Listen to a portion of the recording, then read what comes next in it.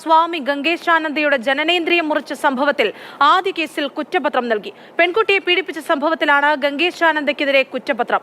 ലൈംഗിക ഉപദ്രവം ചെറുക്കാനാണ് ജനനേന്ദ്രിയം മുറിച്ചതെന്ന് ക്രൈംബ്രാഞ്ച്. അനന്തകൃഷ്ണനുടെ വിശദാംശങ്ങളുമായി. അനന്തൻ, ആദ്യ കേസിലാണ് ഇപ്പോൾ കുറ്റപത്രം സമർപ്പിച്ചിരിക്കുന്നത്. ഇതുമായി ബന്ധപ്പെട്ട വിശദാംശങ്ങളും ഗംഗേശാനന്ദയ്ക്കെതിരായ മറ്റു കേസിന്റെ വിശദാംശങ്ങളും. അനശ്വര, 2017 മെയ് 19 തിരുവനന്തപുരത്ത് സ്വാമി ഗംഗേശാനന്ദയുടെ ജനനേന്ദ്രിയം മുറിച്ച സംഭവം ഉണ്ടാകുന്നത്. അന്ന് വലിയ വിവാദം സൃഷ്ടിച്ചു ഈ സംഭവം. അന്ന് ഈ ജനനേന്ദ്രിയം മുറിച്ചതുമായി ബന്ധപ്പെട്ട് പോലീസ് കസ്റ്റഡിയിലെടുത്ത ആ പെൺകുട്ടിയുടെ വീട്ടിലാണ് സ്വാമി ഗംഗേശാനന്ദ കഴിഞ്ഞിരുന്നത്. അന്ന് ആ പെൺകുട്ടി നൽകിയിരുന്ന മൊഴി സ്വാമിയുടെ ലൈംഗിക അതിക്രമം ചെറുക്കുന്നതിന്റെ ഭാഗമായിട്ടാണ് അങ്ങനെ ഒരു ജനനേന്ദ്രിയം മുറിക്കുന്ന നിലയിലേക്ക് പോകേണ്ടി വന്നത് എന്നായിരുന്നു. ഈ കേസുമായി ബന്ധപ്പെട്ടാണ് ഇപ്പോൾ ക്രൈംബ്രാഞ്ച് കുറ്റപത്രം സമർപ്പിച്ചിരിക്കുന്നത്.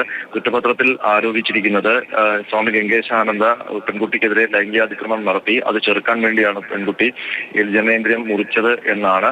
അതിന്റെ പേരിൽ സ്വാമി ഗംഗേശാനന്ദയ്ക്കെതിരെ ബലാത്സംഗ കുറ്റം ചുമത്തിയാണ് ഈ കുറ്റപത്രം ഇപ്പോൾ തിരുവനന്തപുരം CJM കോടതിയിൽ സമർപ്പിച്ചിരിക്കുന്നത്.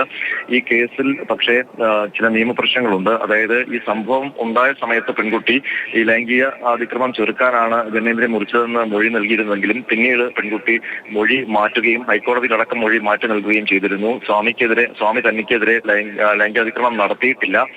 തന്റെ സുഹൃത്തും ആയിരുന്ന അയ്യപ്പദാസ് തെറ്റിദ്ധരിപ്പിച്ചാണ് തന്നെ കൊണ്ട് ഇത്തരം ഒരു അതിക്രമം ചെയ്യിപ്പിച്ചതെന്നായിരുന്നു പെൺകുട്ടി മൊഴി നൽകിയത്. ഇക്കാര്യത്തിൽ ക്രൈംബ്രാഞ്ച് പിന്നീട് നിയമോപദേശം തേടി. ആ നിയമോപദേശത്തിൽ പോലീസ് ക്രൈംബ്രാഞ്ചിന്റെ അന്വേഷണത്തിൽ എന്താണോ കണ്ടെത്തിയത് അതിനനുസരിച്ച് കുറ്റപത്രം സമർപ്പിക്കാനായിരുന്നു നിയമോപദേശം.